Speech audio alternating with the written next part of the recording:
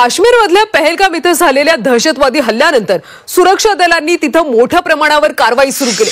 दहशतवाद्यांची घरं पाडण्यात आली असून त्यांच्या छुप्या अड्ड्यांवर छापे मारण्यात आले। तसंच घातपाती कारवायांसाठी मदत करणाऱ्या शेकडो लोकांना सुद्धा ताब्यात घेतलंय।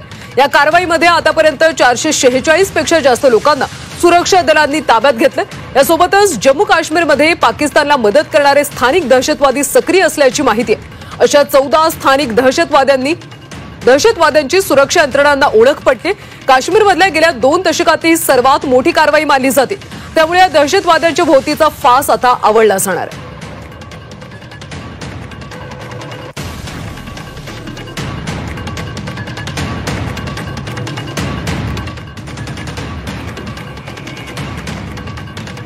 यामध्ये 446 हून अधिक संशयितांना ताब्यात घेण्यात आले।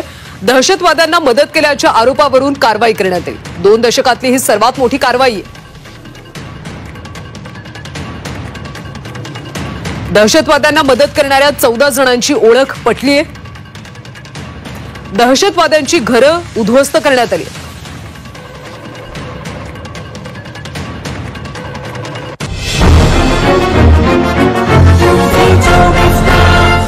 काश्मीरमधल्या पहलगाम इथं झालेल्या दहशतवादी हल्ल्यानंतर सुरक्षा दलांनी तिथं मोठ्या प्रमाणावर कारवाई सुरू केली। दहशतवाद्यांची घरं पाडण्यात आली असून त्यांच्या छुप्या अड्ड्यांवर छापे मारण्यात आले।